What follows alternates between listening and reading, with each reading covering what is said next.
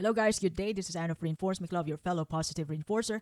Today, we are going to talk about the 5 powerful ways and how I conquered insecurity and finally feel comfortable in my own skin.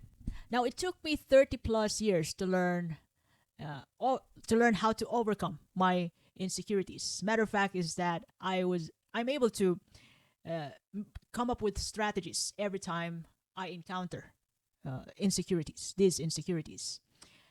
And from all the past mistakes and bad decisions, I don't think that I could ever stop learning, practicing practicing how to beat my insecurities.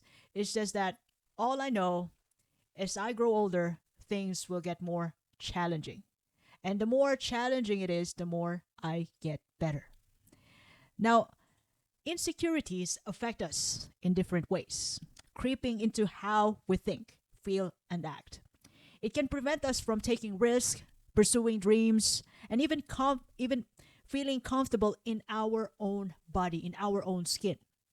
This feeling often stem from deep-seated self-doubt or negative comparisons, and they can undermine our confidence without even us realizing it. But overcoming insecurity isn't about ignoring it. It's about understanding and addressing it in a way that empowers us. Now today I am going to share to you my my top 5 techniques that help me break free from self-doubt, strengthen my self-belief, and finally embrace who I am with confidence. And once again, I wouldn't learn this without my past mistakes. I was raised by a single parent, my dad, plus my extended family, who are my cousins and aunts. So they also took care of me. We weren't rich. I didn't grow up from a rich family. We just have enough to get by. We got plants and vegetables at the back garden and just enough money to have food 3 times a day, at least 3 times a day. We just have a fair share in each one of us on our plate. It's all fixed. You cannot eats nobody ate more or less, but just what's on our plate. So everything was budgeted when I was young. And my parents were was separated when I was a child. They got separated, and I was raised by my dad. I saw his struggles. He was broke and brokenhearted when I was a child, and I have witnessed how he raised me at the best of his ability financially, and at the same time making me feel love from the very start till the end of time. Now, apart from that, my family, my dad has their own struggles. I also have mine too. So when I was young, I I don't feel like I was important. I don't feel that I matter. So as a child, the only thing that's important to me is just to play with my playmates, play with my toys. But I don't feel like there is any sense of me being there as a human being. Even when I reach the teenage life, I even come up with a an idea that I must prioritize other people's happiness. Now, I used to be a people pleaser and I didn't get anything good out of it. And as I grow older, I felt like, wherever I go, I was working, I was partying, whenever I make decisions, whenever I make mistakes, I felt like nobody is living inside my body. Sometimes I felt like I want to give up before. I felt like I wasn't in my head. I was avoiding myself way back that time. Up to the point that, there were goals that I want to achieve that I keep failing and failing and failing, that I thought that I will never ever reach it again, and then plus my bad decisions, I have finally decided to push my old self away. I was disgusted with my own self before. And that happened when I was in my late 20s already. And thank God I didn't have any thoughts to harm myself. Thank you, God, for saving me. Now, by the time when I finally thought about really changing, make a better comeback for myself, the first thing that really helped me to do that was number one, self awareness and challenging my negative self talk. You know what's the good thing about self awareness? Self awareness is that you become aware of your own thoughts, feelings, perspectives, even your actions. You tend to ponder them, to ponder the results of your actions every time you do them, or even your thoughts. You try to assess what is going on in your head. What do you really want? And when I feel uneasy, I've I've really think about what is really going on in me. Why do I feel uncomfortable? Am I upset with someone? So I I was able to assess myself. So I was dying to solve my problems, basically, way back that time. And becoming self aware means every time I felt something or I make bad decisions, I actually own it. When you own your actions, you've no time to complain. You've no time to blame others. And whatever is the outcome of your actions, you actually just own it, own the outcome, own the results. And then if you don't like the results, if I don't like the results, I just tweak my interventions, come up with another better solution so that when I show up again, I'm going to have a better result. And I've also learned how to argue to myself every time I am pursuing my goals, because I also have, just like everybody else, or everybody else who have negative self-talk. Sometimes my thoughts are stopping me to pursue some goals, and I must challenge these thoughts. That's why I argue to myself at times whenever I am doing something which has something to do with my goals, my long-term goals, to keep myself consistent so that I can work on myself to become the kind of person who deserves my desire in the long run, which is 2 years from now, 3 years from now. I also have some goals, just like everybody else. So I argue with myself, I challenge my negative self talk, and I become aware of myself. So when I have negative self talk, I've realized that I have low self esteem at times, and I also find out that I could be I have social anxiety at times when I meet with people, with successful people who I think was better than me. So I come up with strategies on how to beat those insecurities. I come up with a plan, a game plan, every time I feel those insecurities because of self awareness. Now, the second thing that happened to me, out of all those mistakes and bad decisions and terrible happenings, adversities in my life, I've also learned, the second one, self compassion. Self compassion means thinking that nobody is perfect. Self compassion means being kind to yourself. And being kind to myself, I have learned to forgive myself every time I make mistakes.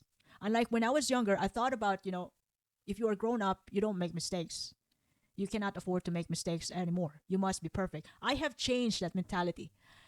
The good thing about being compassionate with yourself is that you will never, you will not going to be afraid being yourself.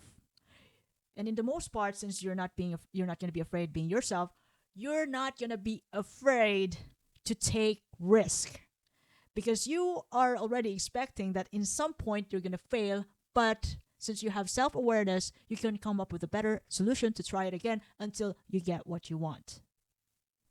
And you cannot get what you want happily if you don't forgive yourself as you fail along the way. So be compassionate. Practicing compassion. That's the second thing that I've learned. Being kind to me. I was able to forgive myself every time I make mistakes, every time I fail, and come up with a better strategy to show up better the next time around. Now, the third thing that I've learned, you know, out from this life that I have for the longest time, for more than 30 years, is that I have learned to set goals, small achievable goals, or even long-term goals. You know, the good thing about having goals in life, having a direction in life, those anger, if you have anger problems like me, if you have so much dark side, it's so much dark energy. When you have a goal, those dark energy that you have in your body, in yourself, even your dark side of self, will get neutralized because you have to be the kind of person who deserve your goals. So, like for example, you know, me, I want to be rich and kind. So that's one of my goal at the moment. So I cannot be angry all the time because I want to be rich and kind. That is just a hypothetical example. So I cannot be angry all the time and waste my money away because I want to be rich. I want to be the type of rich person who is not extravagant. I want to build myself up financially, emotionally, intellectually. So all those anger issues, even my dark energy, even if I have a tendency to have tantrums, I must neutralize it. And having a goal help me grow, help me become a better person because I must deserve to have those goals 3 years from now, 5 years from now. I do love long-term goals because those goals have changed me over time. And it's not just about long-term goals though. Sometimes when you have a goal, achieving them is one way, and keeping those goals to be with you for the rest of your life is another way, is another version of you. So goals can bring out the best version of you. And it also depends on what kind of goals you have. It's not only about financial goals. It could be relationship goals, whatever you have in mind. That is just one, the example that I have come up right now is just financial goals, my personal financial goals. So if you have something in mind, a goal in mind, it's all up to you. It's all personalized. Now, another thing that I've learned, which is number 4, I focus on my strength and at the same time be aware about my weaknesses. The way it's important to have inventory of your strengths, your passions, as well as your personal values. What do you value most? Because focusing on what you excel, or focusing on what you really want to do, or where you want to excel, those are the things that you deeply care about. And when you care about something, when you love what you do, it means that you can maintain it. You can do it for the rest of your life. It's not going to be a problem. You don't have to be another person to do that. It's not a waste of energy if you pursue something that you love, that is your strength, which is in line to your personal values. And when you pursue your strength, you can improve your self-worth and, provide a basis for feeling secure within yourself. So when you pursue the things that you love, it's where you're going to gain your self-worth and you're going to be happy about it with your progress along the way. You're going to be more confident. So as to me, at the moment, I've actually pursued my career being a nurse.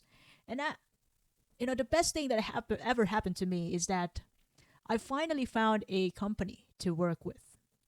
And my job there is, I'm happy with my job at the moment.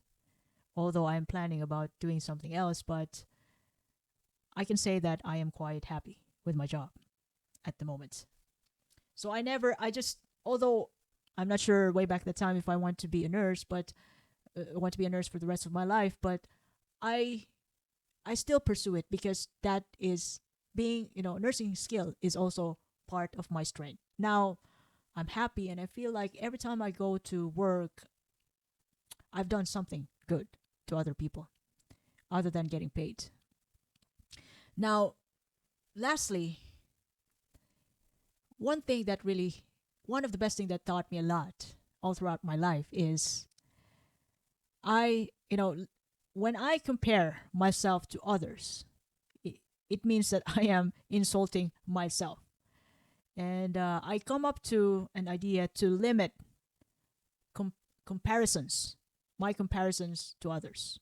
I don't compare myself to others anymore because every time I do that, I shrink my confidence. I feel like I am nothing. But the truth is, when I compare myself to other people who is much successful than I, much richer than I, since I have self-awareness, I've realized that those people, those successful people have been working on that area for more than 5 years, 10 years, 20 years, all throughout their lives. And while me, I am just working on it for a year or two, but I'm on my way. Now, every time that it happens that I've realized that I'm comparing to myself to other people again, when I caught myself like that, doing that to me, I just said to myself, look, that's none of my business. That is theirs, and what is mine right now is mine. And I'm going to work on this from zero to hero, from zero till I get what I want. I don't care if it will take me 3 years, 5 years, 10 years, 20 years, all throughout my life. I'm going to take a shot. I'm going to take that one shot with consistency at the best of my ability, not giving up. Now, you notice that when you compare yourself to others and try to reframe or minimize it, instead of comparing, shift your focus back to your own journey, goals, and what success means to you personally. Because, people are different. And when you trust yourself, when you try to read and come up with different strategies from different people and then test your strategy, you would come up with your own way in order to achieve your goals. And that is originality. And that will add up much to your confidence and self-worth. And that will also make you happy when you come up with your own idea, with your own interventions out from the different ideas of different people. Look, I promise you, when you come up with your own way and you do it and you test it and it works, the happiness that you can get out from it is unbelievable and addicting. You're gonna do more of it in the long run. It's a nice thing to do, to be yourself, to be you, and you become even proud. All in all, these techniques that I've shared to you today require patience and consistent practice. And you know the way, as long as we're alive, we're not going to stop learning. And every time we learn something, we practice it until the day we die. We practice, we improve, we practice, we improve. It's just, this life gives us the greatest opportunity to become the best version of us. Now, the steps that the strategies that I've shared today, they're powerful steps towards building a stronger, a more secure sense of self. But once again, keep practicing. Keep improving yourself to the point that you're going to be the best version of you. And nobody can ever do that except you. So it's also important to be accountable with everything we do, and to be accountable of who we are, our responsibilities here, being alive. And hopefully you and me can make this world a better place before we sign off. Now, if you ever learn something from this episode, you can follow me in YouTube, Facebook, Spotify, Apple Podcasts, even in Amazon Music. Reinforce Me Club. This is Anne, by the way, your fellow positive reinforcer. I do appreciate your time, and have a lovely day ahead.